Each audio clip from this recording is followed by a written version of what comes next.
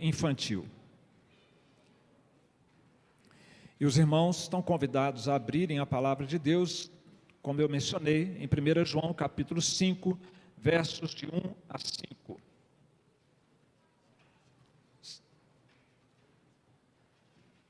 A palavra de Deus nos ensina, irmãos, nos seguintes termos.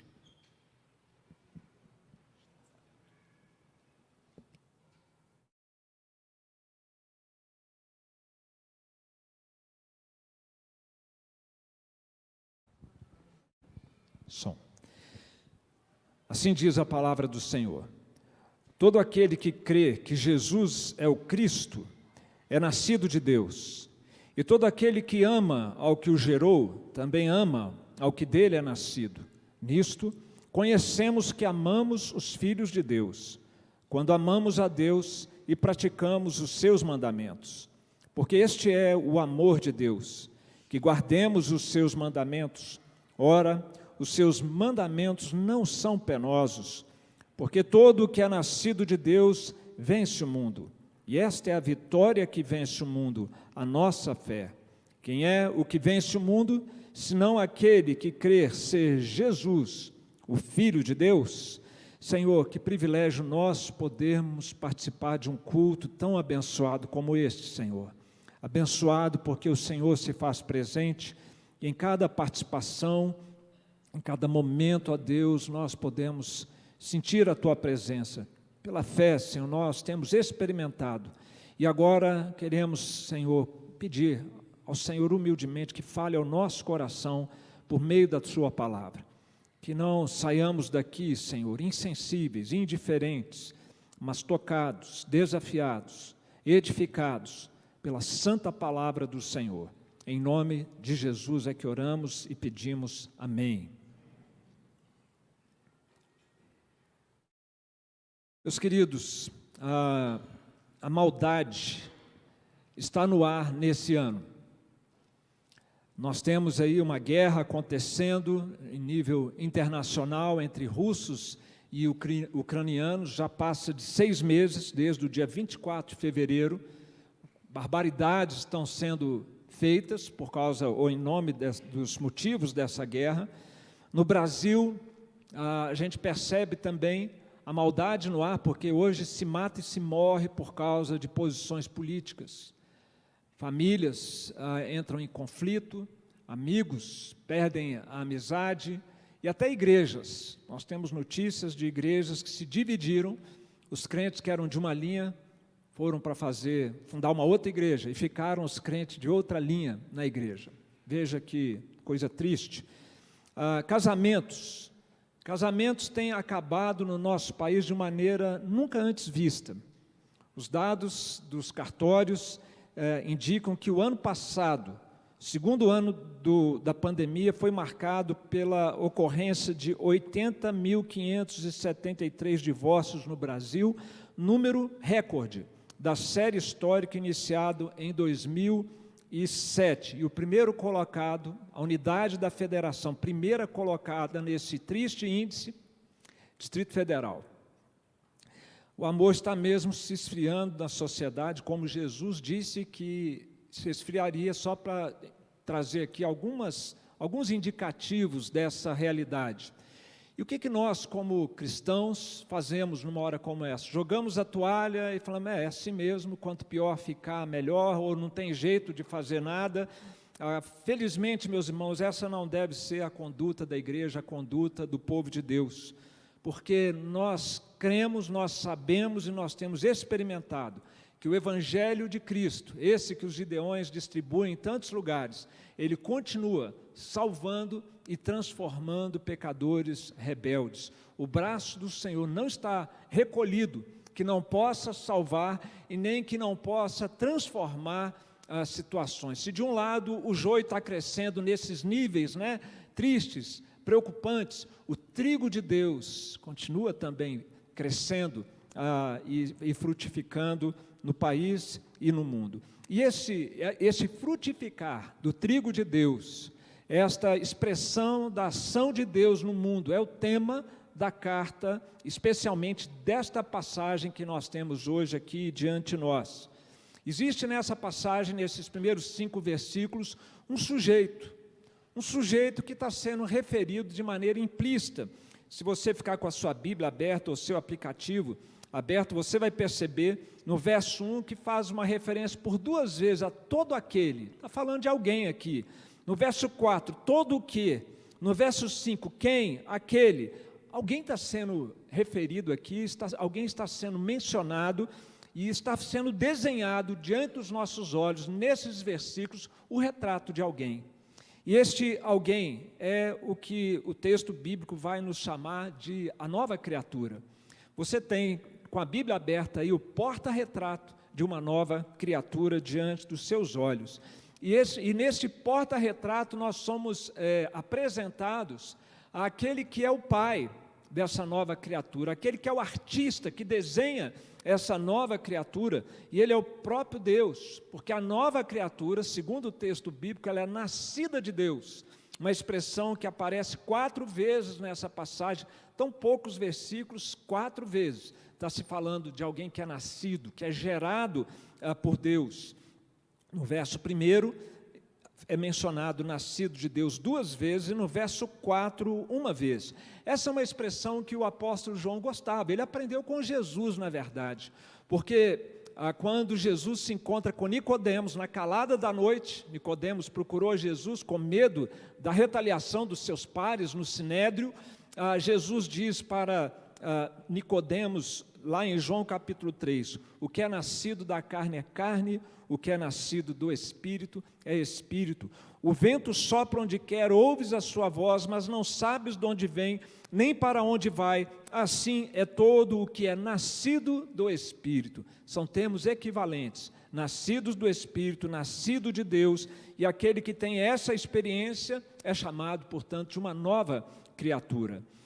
O verbo nascido aqui, meus irmãos, é o mesmo verbo, tanto no português quanto no grego, utilizado para fazer referência ao parto feminino, ao parto de uma mãe, né, que tem uma criança. Mas aqui ele tem, como é óbvio também, um uso metafórico. É feita aqui uma referência ao ato que Deus realiza no pecador rebelde para transformar o seu coração, para transformar esse pecador rebelde num filho amado de Deus.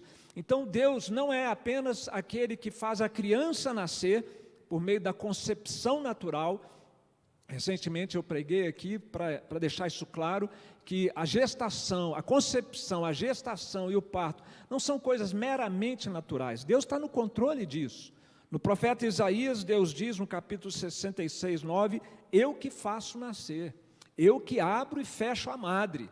Isso está no controle de Deus, o nascimento natural. Essa é a concepção natural, mas existe também a concepção espiritual, o nascimento espiritual, que igualmente está no controle de Deus. É Deus também que faz nascer. O que essa passagem está nos ensinando, é Deus quem faz nascer uma nova natureza dentro do coração duro, rebelde de um pecador, que o transforma de dentro para fora. E esta concepção espiritual, essa fecundação espiritual, ela se dá por meio da palavra de Deus. Os estudiosos do texto bíblico ensinam que a palavra de Deus é como o sêmen que fecunda o coração do pecador, gerando ali uma nova criatura. É a palavra de Deus que tem esse poder transformador. E o que a palavra de Deus, o que o Evangelho ensina que dá essa faísca lá dentro do coração humano e o transforma? O bom e velho Evangelho, meus irmãos, que Cristo veio ao mundo, morreu pelos pecadores, para aplacar a ira de Deus contra nós e nos dar acesso ao amor e à graça de Deus.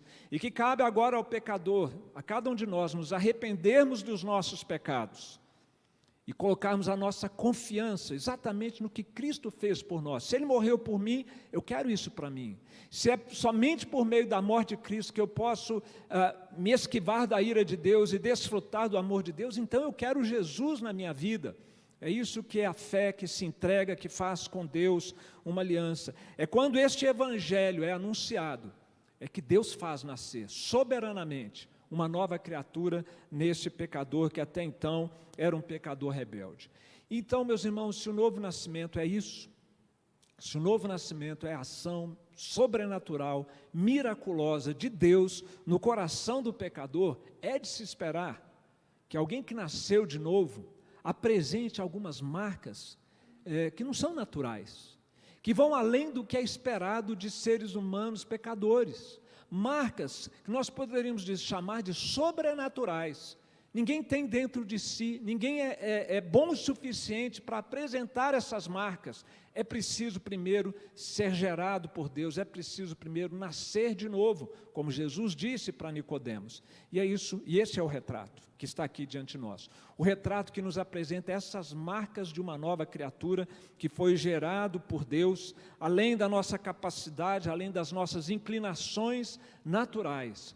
O que nós vamos então, meus irmãos, adentrando ao texto bíblico, compreender e relembrar é que Deus transforma pecadores de uma maneira surpreendente. Vamos ver que transformações são essas?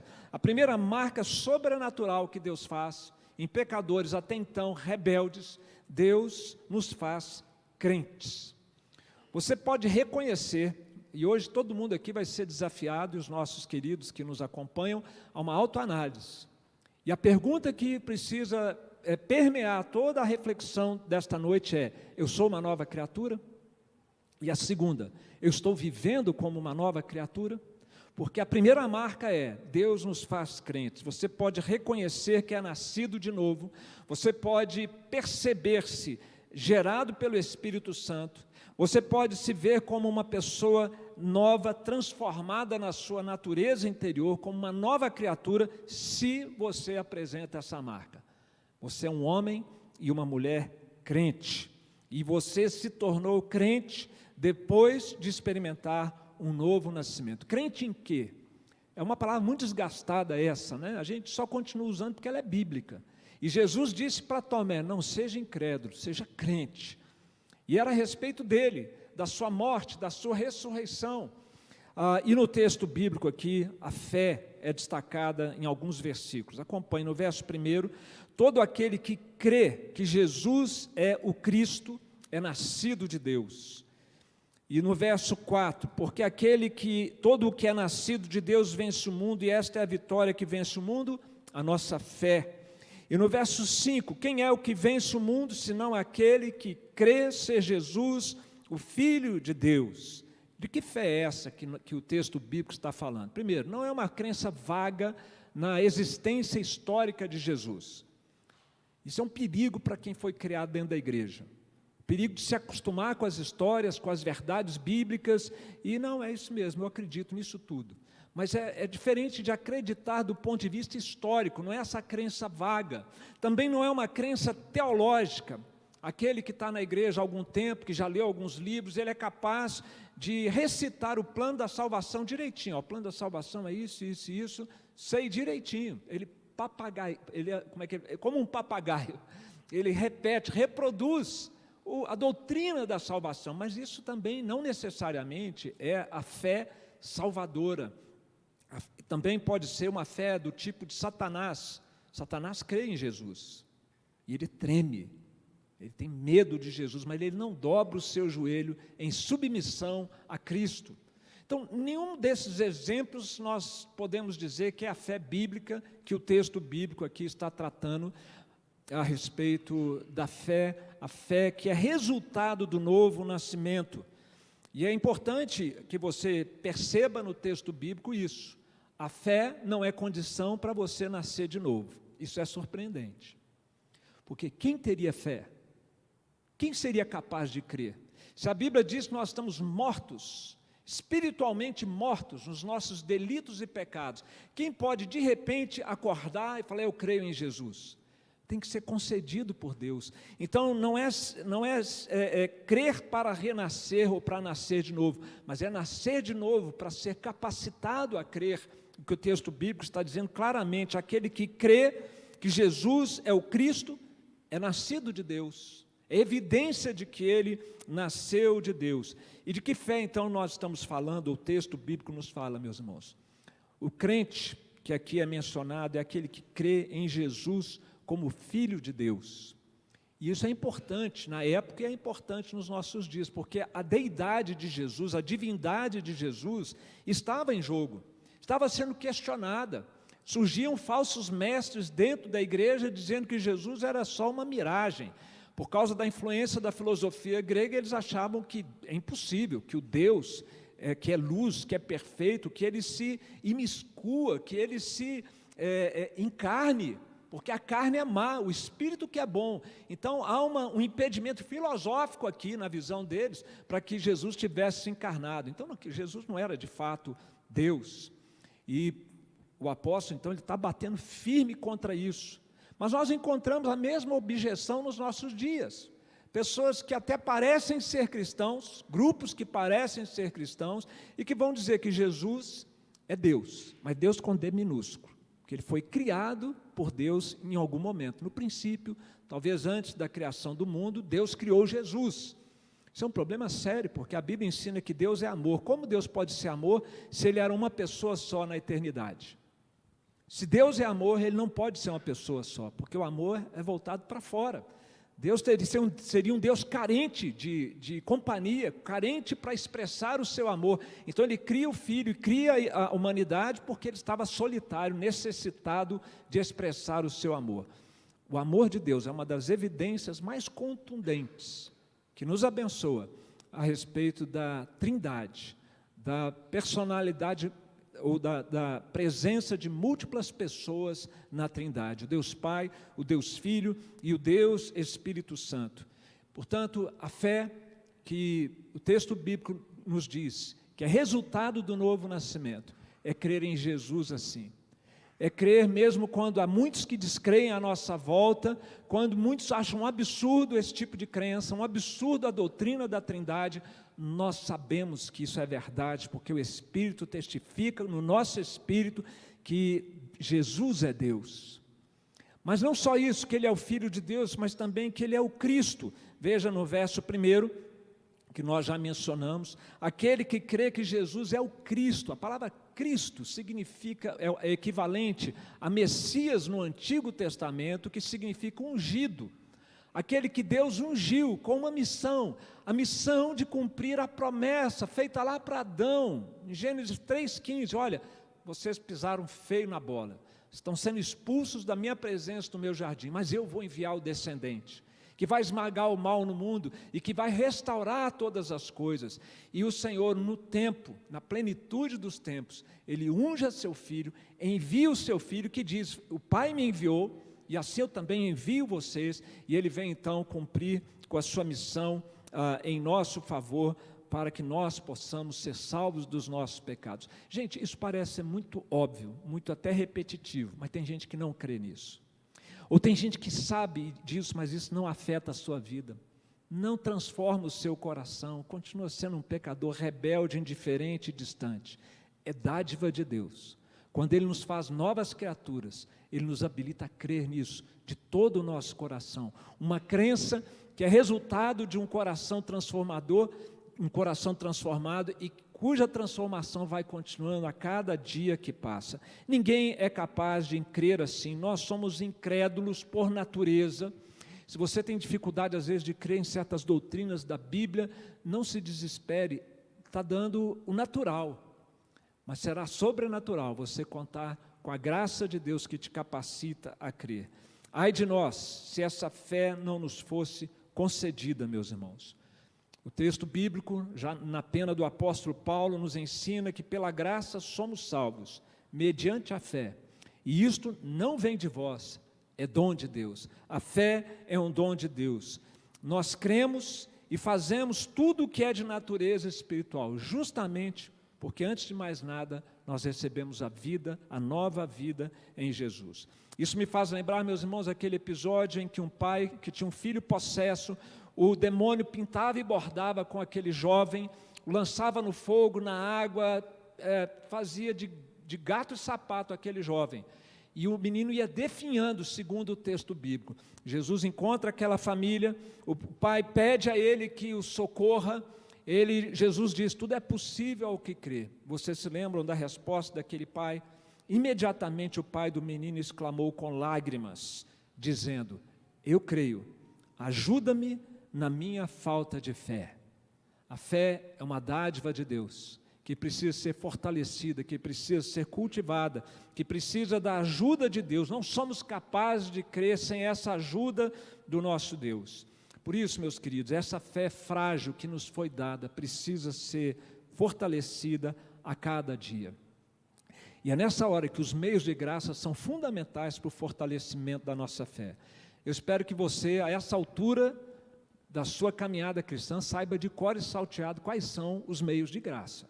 Meios que Deus definiu na sua palavra para o fortalecimento desta fé que Ele nos deu.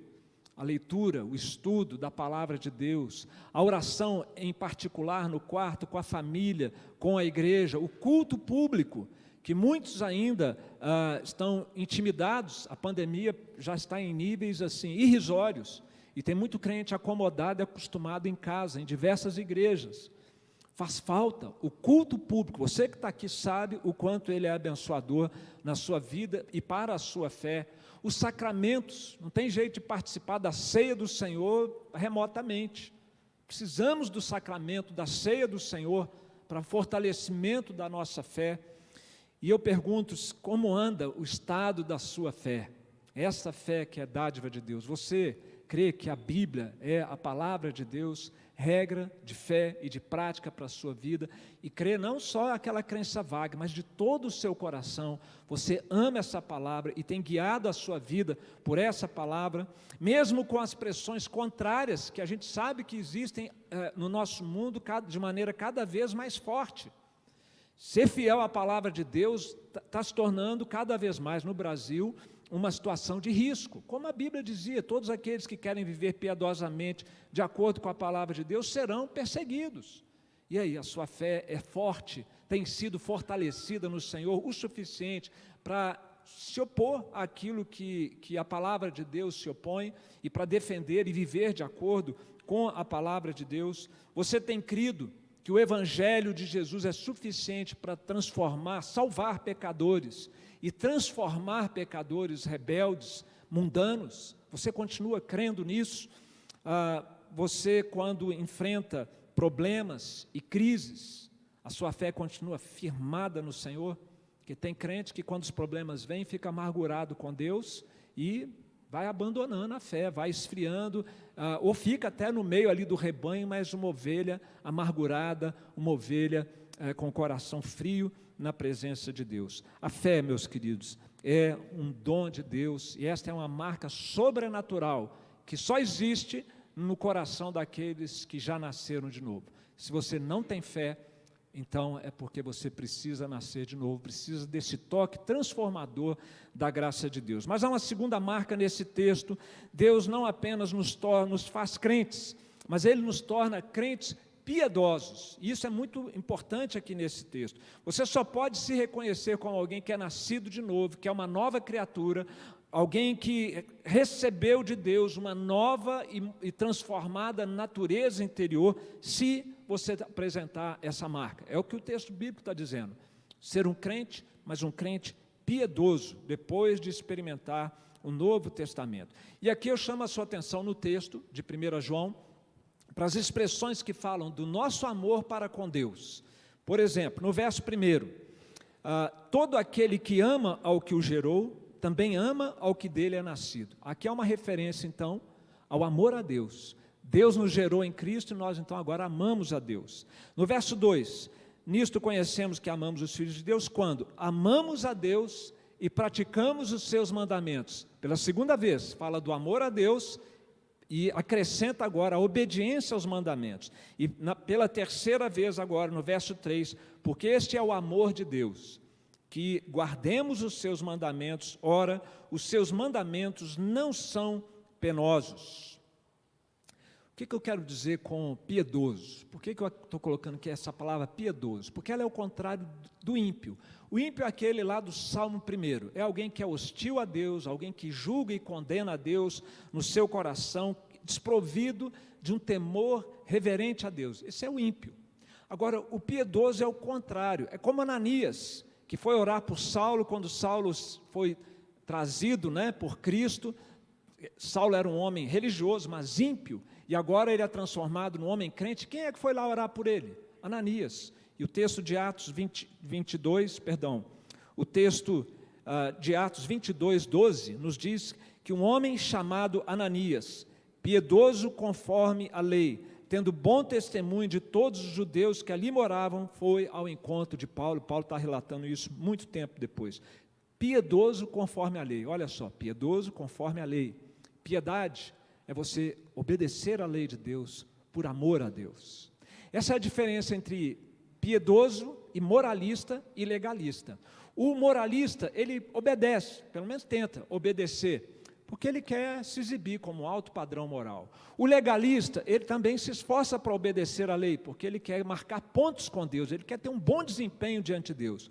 O piedoso, ele ama a Deus, e porque ele ama a Deus, ele quer agradar a Deus, e ele sabe que a graça de Deus o capacita a isso, então ele quer cumprir os mandamentos de Deus, e é nesse sentido que o texto bíblico nos diz que obedecer a Deus deixa de ser algo penoso, pesado, árduo, porque quando você faz por amor a Deus, o amor que Deus mesmo nos capacita, Deus mesmo nos dá amor por Ele, nós amamos porque Ele nos amou primeiro, então nós aprendemos a amar a Deus. Então esse é o homem, essa é a mulher piedosos, obedecem a Deus por amor a Deus. Saulo deixou de ser Saulo e foi transformado de um perseguidor da igreja em servo, e assim é o servo piedoso, ele passa a respeitar, amar e obedecer a Deus. Nós não temos nada disso em nós, meus irmãos. Não dá para procurar aqui dentro piedade, não. Não somos pessoas piedosas. Tem que ser um presente de Deus para nós. E para todo aquele que nasceu de novo. Paulo confirma isso em Romanos 5,10, quando ele diz: se nós, quando inimigos, fomos reconciliados com Deus mediante a morte do seu Filho, muito mais coisas Deus vai fazer. Percebe que nós somos reconciliados ainda inimigos. Nós no primeiro nos acertamos, nos corrigimos e aí fomos reconciliados com Deus. Não, ainda inimigos, Deus nos concedeu esta bênção, um coração piedoso, que obedece a Deus por amor a Deus. Aos olhos de Deus, que tudo vê e tudo sabe, que tipo de homem ou que tipo de mulher somos nós? Piedosos ou somos ímpios? Nós podemos até fazer parte de uma igreja visível, como por exemplo a Nacional aqui, a Memorial ali, e tantas outras boas igrejas no nosso país. Mas isso não é garantia de que nós somos de fato crentes piedosos. Não é à toa que muitos crentes vêm e vão das igrejas, né? Os crentes estão chegando aos borbotões nas igrejas e saindo também pelas portas do fundo em muitas igrejas. E o que acontece, meus irmãos, é quando falta amor e obediência a Deus, um amor obediente a Deus. O horizonte que se vislumbra é o da apostasia. O texto bíblico é muito claro nisso, em tantas passagens. Aqueles que naufragam, aqueles que abandonam uma boa consciência, não amam mais a Deus, não obedecem mais a Deus, o fim deles é o naufrágio na fé. E Deus quer nos dar, pelo novo nascimento, essa capacidade de perseverarmos em amor e em obediência a Deus. Como nós temos vivido, queridos, e qual será o nosso futuro espiritual, à luz da maneira atual como temos vivido? O mundo repudia os mandamentos de Deus, e nós temos que tomar cuidado, porque aqui está dizendo que o homem e a mulher piedosos obedecem os mandamentos, e os mandamentos de Deus confrontam a mentalidade, a cultura do nosso mundo. Por exemplo, a Bíblia ensina aquilo que muitos acham arcaico e pesado, que filhos devem ser criados com disciplina física, com moderação, com amor, com sabedoria. Mas a Bíblia ensina o uso da vara nas crianças. E a nossa sociedade diz: de jeito nenhum, não pode, de forma alguma. A palavra de Deus nos ensina que a pornografia e a promiscuidade devem ser abolidas das nossas vidas, é mandamento de Deus, mas a nossa sociedade diz que é isso é uma coisa muito arcaica, não tem nada a ver mais hoje em dia. A Bíblia nos ensina que namorados devem se manter puros até o casamento, se abstendo de toda a imoralidade. Mas a nossa sociedade diz, não, de forma alguma, isso também é muito retrógrado. A palavra de Deus diz que Deus odeia o divórcio e casais, portanto, não devem se divorciar. E nesse índice de divórcios que eu mencionei no começo, certamente há muitos crentes, infelizmente. A palavra de Deus nos ensina que os membros da igreja devem ser dizimistas, generosos nas ofertas. Mas a mídia e a sociedade falam que isso é abuso, que isso é charlatanismo, então talvez por causa disso muitos se desculpem dessa obrigação. Veja, eu estou mencionando aqui apenas alguns exemplos dos mandamentos de Deus. E aqueles que são piedosos, são capacitados por Deus para serem como tais piedosos, amam a Deus e obedecem a Deus porque o amam. Se você é uma nova criatura, você recebeu essa dádiva de ser feito um crente piedoso que ama e obedece a Deus. Então, se nós somos novas criaturas, que a gente viva como tais, que nós procuremos na graça de Deus aprender a viver como nós já somos em Cristo, porque Deus transforma pecadores de maneira surpreendente. Eu encontro nesse texto uma terceira marca. Deus nos faz crentes, Deus nos faz também piedosos e Deus nos faz solidários. Você vai poder reconhecer que é alguém nascido de novo, gerado pelo Espírito Santo, que tem uma natureza transformada por Deus, que é uma nova criatura. Se o seu coração é um coração solidário, se você tem essa marca no seu coração, não porque você nasceu assim, mas porque Deus te fez assim. Talvez você tivesse até algumas características já nessa linha, mas quando nós somos feitos novas criaturas, a coisa muda de nível. É sobrenatural, é uma marca sobrenatural. Por que, meus irmãos, que a gente diz que é uma marca sobrenatural? Porque a queda roubou de nós a capacidade de sermos assim, solidários com o próximo, de manifestarmos um amor prático, sacrificial em direção ao outro. A queda tornou a cada um de nós ensimesmados, egoístas. Aliás, se nós buscarmos no hino do amor, o oposto do que Paulo fala no hino do amor, está o retrato do que somos nós sem o novo nascimento: impacientes, maldosos, ciumentos, exibidos, soberbos, inconvenientes, egoístas, irritadiços, ressentidos, injustos, mentirosos. E Paulo, ao descrever o hino do amor, ele coloca tudo isso ao contrário, porque é esse amor que Deus coloca no coração de quem nasceu de novo, para se contrapor a tudo isso que nós somos por causa da queda e deixamos de ser quando Cristo vem ao nosso coração e faz de nós novas criaturas. E é interessante que João ele está apelando aqui para as relações de parentesco espiritual. Nós amamos a Deus, o Pai, então nós vamos amar nossos irmãos em Cristo, porque eles também são filhos do mesmo Pai, nós somos parte da mesma família. O mesmo sentimento que existe numa família humana, não é? Quando numa família humana os filhos amam o pai e amam seus irmãos, porque são filhos do mesmo Pai, há um amor especial. A mesma coisa é esperado, segundo lemos aqui agora, nas relações na igreja do Senhor. Uma pena que a gente perca isso de vista. E com muita facilidade nós somos impiedosos, sem misericórdia com os nossos irmãos. Talvez até pela familiaridade que nós temos, falta amor muitas vezes, respeito, perdão, a consideração que nós deveríamos ter por causa desse laço de parentesco espiritual que existe entre nós e os nossos irmãos. Aquele que foi feito filho de Deus ama seus irmãos. Vamos reler o verso primeiro que diz: todo aquele que crê que Jesus é nascido, que Jesus é o Cristo, é nascido de Deus. E todo aquele que ama ao que o gerou, então, ama ao que dele é nascido. Quem que é esse que é nascido aqui? É o irmão. Ama aquele que igualmente como ele foi nascido de novo. Verso 2, nisto conhecemos que amamos os filhos de Deus. Então nós deveríamos nos amar, porque somos filhos de Deus, se já nascemos de novo e temos a Deus como nosso Pai. Quem foi feito filho de Deus, ama ao seu irmão. Esta palavra amor, meus irmãos, ela é uma palavra às vezes piegas, né? Muito batida. Pode significar tudo e no final não significa nada. Por isso que eu estou optando aqui pela palavra solidário, Porque a solidariedade, ela é uma palavra que já remete a alguém, a outra pessoa, e remete à ação em favor da outra pessoa. O crente piedoso, ele é também solidário. Ele está disposto a servir, a se doar, a procurar o bem do seu irmão em Cristo. E ele não tem isso dentro dele. Essa generosidade não está dentro de nós. Deus concede às novas criaturas, Ele nos faz solidários.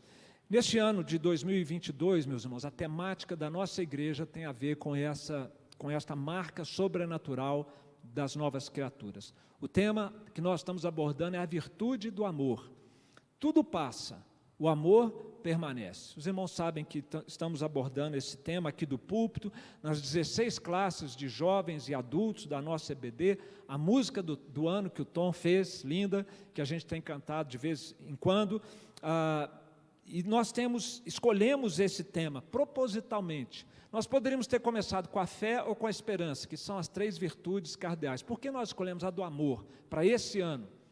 Talvez a do amor pudesse ser a última, do jeito que o texto bíblico é, mas nós trouxemos para 2022, porque nós sabíamos que 2022 seria um ano propício ao ódio, uma escalada do ódio, da falta de amor, como nós já mencionamos aqui, na nossa sociedade, infelizmente respingando muitas vezes nas famílias, respingando nas igrejas, e por isso nós elegemos esse tema. E a pergunta que fica é se nesse ano nós estamos sendo aperfeiçoados no amor. Ouvindo uma mensagem como essa, por exemplo, o que da sua parte você vai fazer nesta marca espiritual que é da solidariedade, do amor ao próximo e muitas vezes em relação aos inimigos, como a palavra nos ensina. O amor de Cristo em nós e por nossos irmãos tem prevalecido, apesar das diferenças secundárias que nos afastam muitas vezes uns dos outros. Nós temos nos dispostos a orar pelos nossos irmãos, a servir na nossa igreja, a nos doar, a nos importar com os enfermos, com aqueles que enfrentam lutas, com aqueles que estão sofrendo. Nós sempre temos orado aqui pelos enfermos da igreja, isso nos sensibiliza, nós nos importamos com isso. Ou será que muitas vezes nós não temos sido indiferentes? Mas temos sido, então, meus irmãos, misericordiosos com os nossos irmãos, ou somos muitas vezes críticos, impiedosos, ferinos dos nossos irmãos? Quem é uma nova criatura é solidário, é misericordioso com o próximo. E para finalizar, meus irmãos, uma última marca sobrenatural que nós encontramos aqui, muito importante, muito especial, que aqueles a quem Deus torna e faz novas criaturas, Deus nos faz vitoriosos. Importante falar dessa vitória aqui, porque esse é um tema que muitas vezes ele é tratado de uma maneira assim ufanística, né? Abstrata, assim, sem muito conexão com a realidade da vida. Mas você pode reconhecer que é nascido de novo, gerado pelo Espírito Santo, que recebeu uma nova natureza transformada, que é uma nova criatura. Se você tem experimentado essa marca na sua vida, você está se tornando um crente piedoso, solidário e vitorioso. E a vitória que o texto menciona aqui é a vitória sobre o mundo. Veja o verso 4 e 5. Porque todo o que é nascido de Deus, olha aí, a nova criatura, vence o mundo. E esta é a vitória que vence o mundo, a nossa fé. Quem é o que vence o mundo, senão aquele que crê ser Jesus, o Filho de Deus? Há uma guerra, então, em andamento, para falar de vitória aqui? Há uma guerra em andamento, uma guerra mundial, porque está falando aqui de uma vitória contra o mundo. Sim, meus irmãos, há uma guerra que está acontecendo desde sempre, do mundo contra o povo de Deus, do mundo contra a igreja, do mundo contra os cristãos, porque Jesus é considerado como o inimigo desse mundo. Porque o mundo odeia a Cristo, também a igreja, os cristãos são odiados pelo mundo, há uma batalha acontecendo. A palavra mundo no grego é cosmos, que tanto pode significar a multidão dos incrédulos que vivem em oposição à causa de Cristo, quando pode significar também as coisas deste mundo, os bens deste mundo, que muitas vezes atraem as pessoas de maneira pecaminosa, indevida, desencaminhando essas pessoas de Deus e criando obstáculos à causa de Jesus. Então, numa expressão, nós podemos dizer aqui que o mundo é o sistema humano que prevalece à nossa volta. E o apóstolo João, de maneira muito interessante, ele detalha essa guerra espiritual contra o mundo na carta dele. Nós não teremos tempo para reler as passagens, mas se você fizer um apanhado das vezes em que João fala do mundo, você vai encontrar o seguinte, nesta carta, que os valores deste mundo, sistema humano, são marcados pelo amor ao pecado, amor ao orgulho, amor àquilo que é passageiro, que é aparente. E estas coisas são muito tentadoras para todo ser humano, porque nós, como seres caídos, nós nos identificamos com isso, com pecado, com orgulho, com coisas efêmeras. João trata disso em 1 João, capítulo 2, versos 15 a 17. Também o apóstolo, ele deixa registrado que esse mundo, sistema humano, ele tem uma atitude de aversão religiosa, não conhece a Deus, não compreende a igreja. Também, isso no capítulo de número 3, verso 1.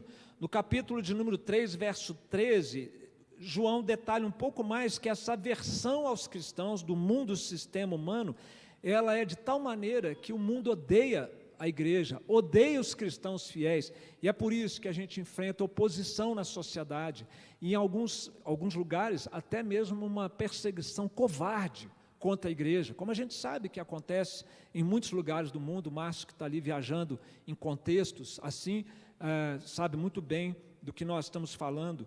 Também isso no capítulo 3, 13, no capítulo 4, de 3 a 5, João vai dizer que a mentalidade do mundo, sistema humano, é anticristã. Não nos iludamos. Esse mundo nunca vai gostar de Cristo, nunca vai gostar da Bíblia, nunca vai gostar da igreja, nunca vai gostar de crentes fiéis, porque a mentalidade por trás desse mundo à nossa volta, seja a multidão das pessoas, sejam os valores da sociedade, é anticristão, declaradamente anticristão. Não era para ser diferente, foi o que a queda produziu. A queda produziu uma humanidade rebelde contra Deus. Não deveríamos nos surpreender. E os formadores de opinião, que João vai chamar aqui de falsos profetas da época e de hoje, estão a serviço de Satanás. E isso é abraçado com facilidade, facilmente pelas pessoas que não têm o discernimento cristão, que só tem quem já nasceu de novo, a quem Deus concede esse novo nascimento. E a condição, então, meus irmãos, deste mundo, segundo João, é uma condição espiritual assim, terrível, de maneira generalizada. Vivemos num mundo, o mundo representa o estado de pecado, de miséria, de morte, de um mundo que está no colo de Satanás. 1 João 5,19, sabemos que somos de Deus e que o mundo inteiro jaz no maligno. Eu fiz um apanhado, irmãos, do que é esse mundo, do que nós temos que enfrentar em relação ao mundo que nos cerca. E se você entendeu, e se você consegue perceber bem o que isso significa, ou você vai ficar preocupado, talvez até deprimido, quem sabe apavorado. Só não vai significar nada para quem não entendeu o perigo e a ameaça que o mundo representa para o povo de Deus. E a pergunta então, meus irmãos, é como não nos deixar seduzir por esse apelo que o mundo tem? É forte, meus irmãos, bate lá dentro da nossa natureza pecaminosa e nos atrai. Como não nos deixar seduzir, ou também como não nos intimidarmos com toda a pressão, com toda a oposição que o mundo traz para com a igreja, como não retrocedermos na nossa fé, não nos afastarmos de Deus. Só tem um jeito, o novo nascimento. Porque pelo novo nascimento, nós, pela fé em Cristo Jesus, nós vencemos o mundo. Nós somos feitos pessoas crentes vitoriosas. É Jesus, meus irmãos, quem nos faz vitoriosos. Nós não temos essa capacidade. E é isso que Deus concede às novas criaturas. Vitória sobre o mundo. O verbo vencer aparece 3 vezes no verso 4 e 5, e o termo grego é nikao. Eu vou explicar por que eu estou gastando o grego aqui. A palavra nikao, aplicada aos crentes, é a vitória de permanecer firme até a morte, mesmo diante do poder dos inimigos, das tentações e das perseguições. Mas o apóstolo Paulo, ele usa esse verbo nikao e ele coloca um prefixo. Ele diz que nós não somos apenas nikao, nós somos hipernikao, hipervencedores. É o que Paulo diz em Romanos 8:37, em todas essas coisas, porém, somos mais que vencedores. No grego é uma palavra só, hipernikao, por meio daquele que nos amou. É por meio de Jesus, pela fé que Deus concede às novas criaturas, é que nós podemos então vencer o mundo, meus irmãos. É pela confiança em Jesus. E Jesus mesmo deixou isso claro quando ele disse: essas coisas vos tenho dito para que tenhais paz em mim. No mundo passais por aflições, mas tende bom ânimo, eu venci o mundo. Nós também venceremos com Jesus.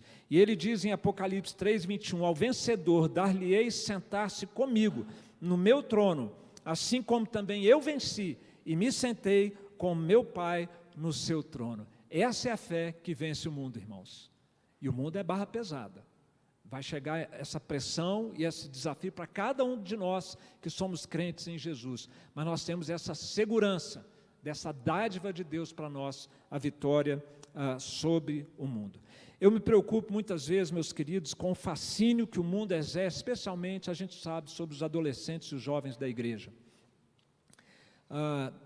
Quando o menino, a menina deixa de ser criança, né, finalmente está livre das amarras da infância, e se percebe agora com mais autonomia, e com a influência de amigos não cristãos, ou de amigos e amigas que se dizem cristãos, mas são meramente nominais, o fascínio do mundo é muito grande.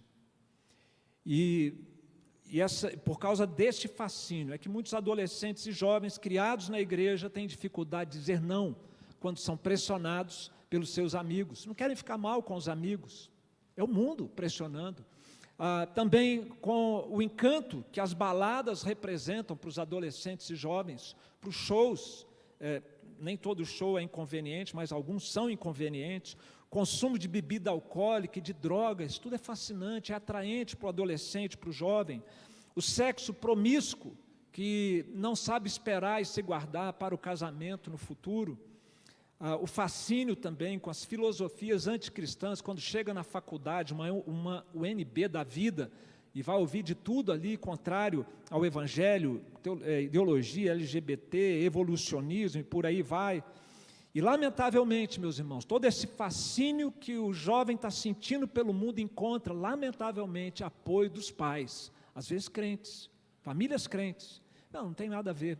Significa que os pais também estão fascinados, os pais também estão sendo covardes, aceitando a pressão do mundo e não estão tendo vitória sobre o mundo, sucumbindo ao canto da sereia que o mundo exerce sobre a nossa juventude. Como enfrentar tudo isso e não se apostatar? O que vale para os jovens, vale para todos nós. Se nós crermos e amarmos a Jesus, nós venceremos o mundo.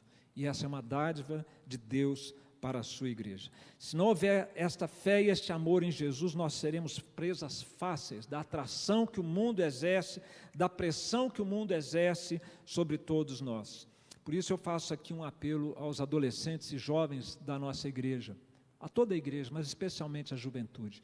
Amem a Jesus. Amem a Jesus. Porque se vocês amarem a Jesus, vocês vão poder fazer aquilo que Agostinho ensinou há 1500 anos. Ame a Jesus e faça o que você quiser. Porque o amor a Ele é que vai estabelecer os limites do que você deve e do que você não deve fazer. E não o amor próprio, nem o amor a este mundo. Meus queridos, Deus transforma pecadores de maneira surpreendente. É o novo nascimento que nos coloca numa relação única com Cristo, com Deus, com a igreja e com o mundo. Que essas marcas sobrenaturais sejam um termômetro para cada um de nós aqui se autoavaliar diante do Senhor. Se nós não as temos, que nós peçamos a Deus esta bênção chamada novo nascimento. E se as temos, mas estamos fraquejando numa área ou outra, que nós aprendamos a viver como aquilo que nós já somos em Cristo, novas criaturas, não na nossa força e capacidade, mas como sempre, tudo pertence ao Senhor, a salvação pertence a Deus, a graça é de Deus, e é por essa graça que nós triunfaremos para a glória de Deus. Amém, meus irmãos.